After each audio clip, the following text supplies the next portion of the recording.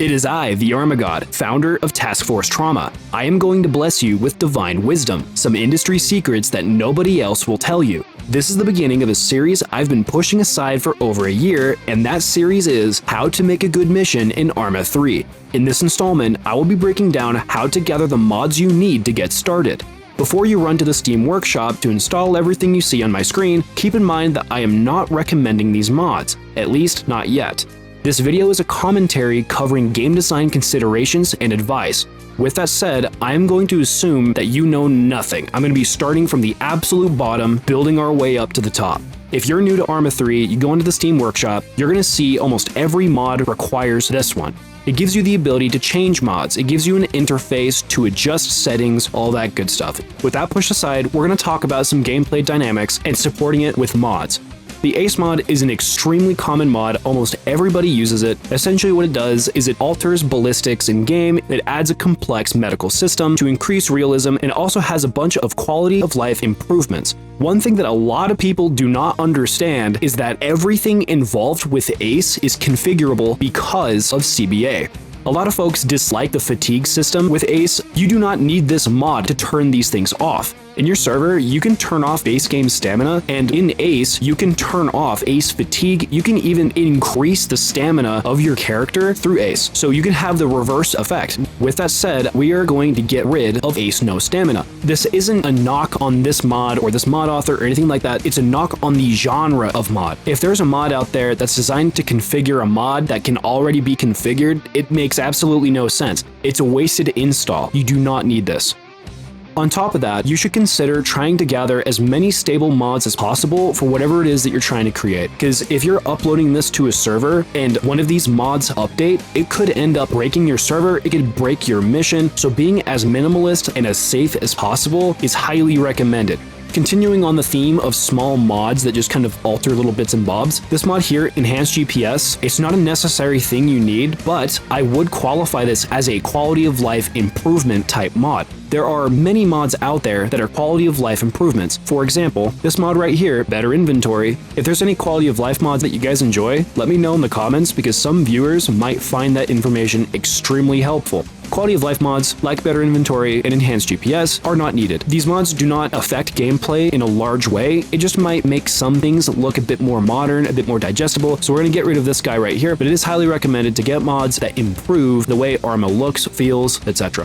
DUI Squad Radar is a fantastic mod. It's one of my favorites, but one of the things that you need to consider is the gameplay effects this has. If you can just look at the bottom of your screen and see where your teammates are, where they're looking, etc., it makes that process of keeping your team together much easier. Now, you might think, oh, this is great, this is exactly what I want. You need to ask yourself, what is the theme of the mission you are about to create? What is the theme of your group? If you're like a World War II group, it makes absolutely no sense having a heads-up display like DUI Squad Radar showing you where everybody's at. Now, you might say, well, if we don't have DUI Squad Radar, how does the team stay together? Easy answer. Training. You hold your Alt key, look over your shoulder to your left, look over your shoulder to your right, communicate, announce everything you see, do, and hear, and that's how you keep your team oriented. Stuff like this can change gameplay in a huge capacity that might support your theme or destroy your theme. So if an experienced player like me is going into a World War II Arma group or a Vietnam War Arma group and I see stuff like this, I think to myself, the administration is inadequate in training its members to stay within a relative formation. I recommend this mod for people who are doing more science fiction type stuff. So if you're making a near future type mission, the DUI Squad Radar works perfectly fine with that theme and anything past that. Since most Arma groups out there are based on the global war on terror, this type of tech is not available on the individual level, so we are going to get rid of it just because we're kind of playing towards the majority here.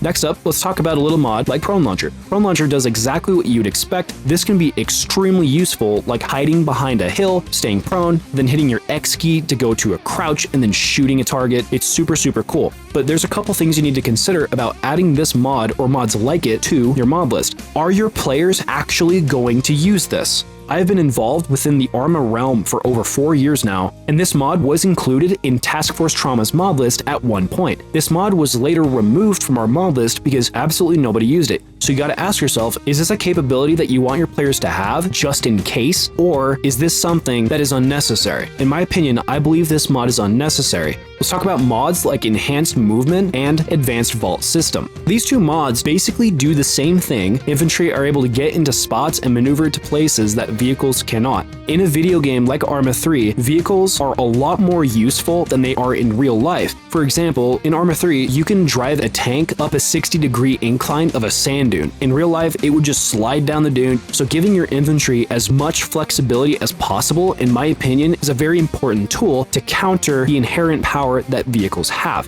What is the difference between these mods? First off, Enhanced Movement by itself is quite similar to Advanced Vault System, it's just an older mod. Advanced Vault System is higher quality on all counts over Enhanced Movement, but what Enhanced Movement offers is this mod right here, Enhanced Movement Rework. What Enhanced Movement Rework does is it gives you configurable CBA settings to change how high somebody can climb. You can change how far someone can jump. You can set up a system where the equipment your character is carrying alters their ability to move. When deciding to add these mods to your mod list, keep in mind the effects that this is going to have on gameplay. I mentioned how it gives infantry flexibility on how they move on the battlefield, and in my opinion, that's a good thing. To you, that might be atrocious. You might end up having a mission where guys are on an oil rig, like a really tight confined space, and if you give them these mods, they can phase through walls and fall off the oil rig. Just be extremely careful on why you are adding these mods. Since Advanced Vault System will be more common for most Arma players, we're going to push Enhanced Movement aside.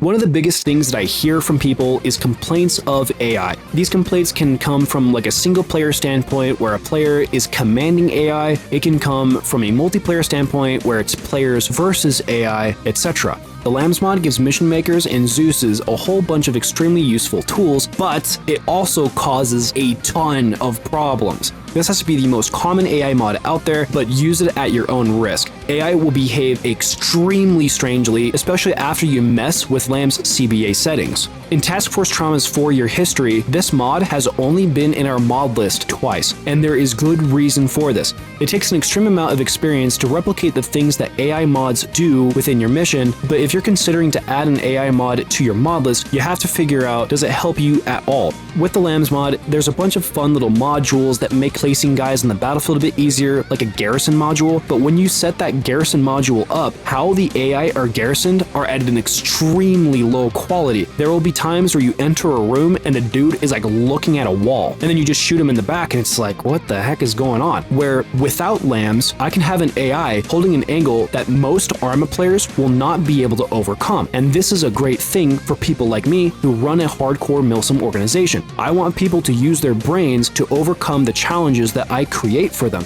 So you might ask, when would these mods become useful? If you make most of your stuff through Zeus, like players are loading up, they're gathering their gear or whatever the case it is, and you're making a mission through Zeus, if that is how you develop your missions and your gameplay, having Lambs is a huge benefit to you. But you gotta remember, this series is about making a good Arma 3 mission, not a Arma 3 mission. This is about making a good one. So with that said, we do not need Lambs to make a good Arma 3 mission. Earlier, I was talking about theme and how you want to have mods to support your theme.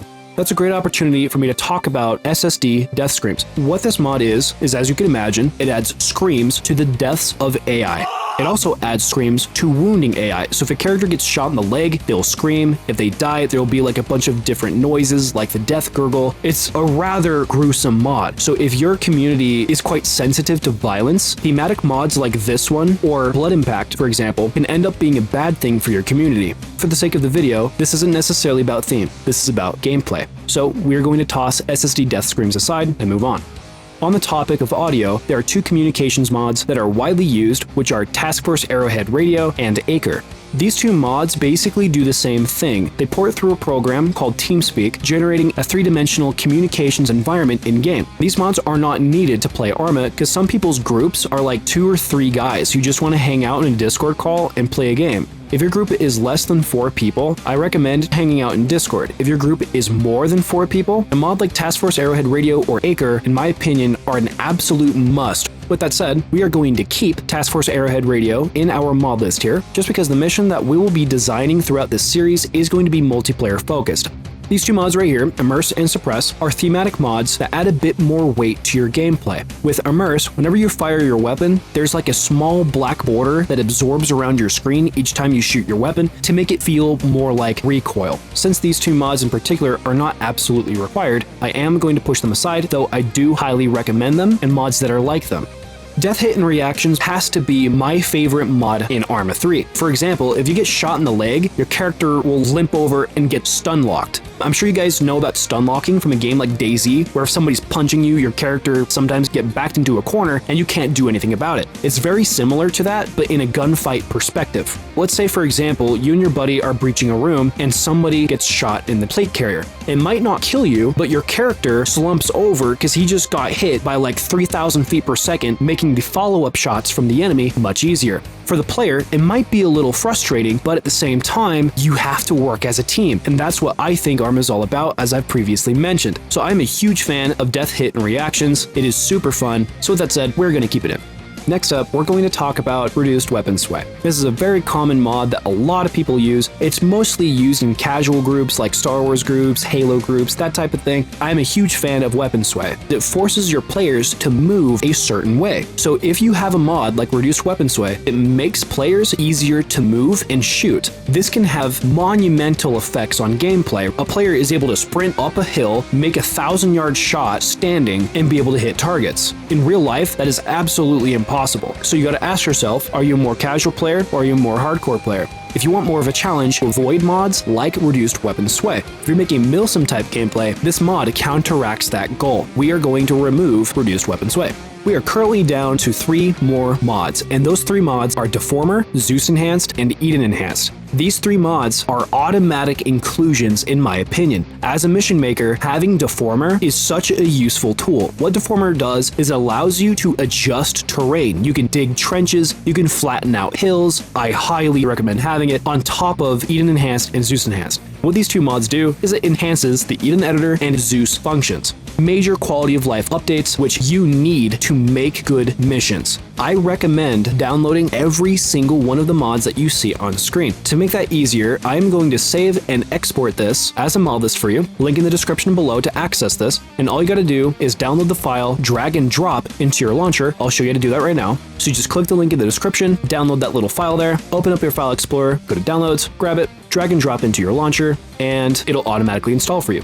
Use this as a template for whatever it is that you're making. I'm super excited to continue on with this series, and I'm stoked to see what you guys make. There's a lot more information that I can cover, but a lot of it is niche to what it is that you are specifically making. Everything that I've mentioned thus far is an accumulation of over 10,000 hours of experience. I have advised the administration of multiple communities, worked with every type of gameplay genre, created missions of every theme imaginable, and am currently running Arma 3's premier hardcore milsim group, Task Force Trauma. If you have any questions or philosophies, post them in the comments below. Don't miss the next episode, lots of important information will be in there. Support the channel to get notified of future uploads. For personal coaching, reach out on Discord at Tactical Metalhead. Take it easy, fellas.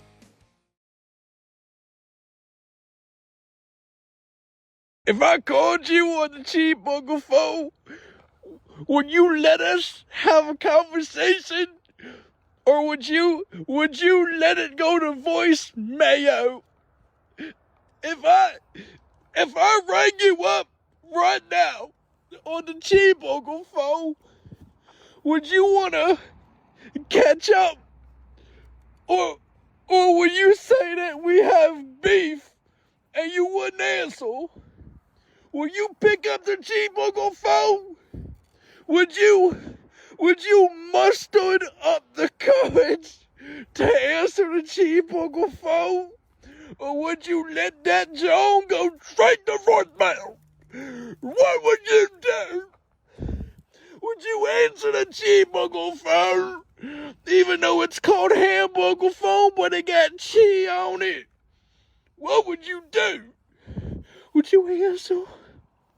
Or would you let it go to voicemail? What would you do?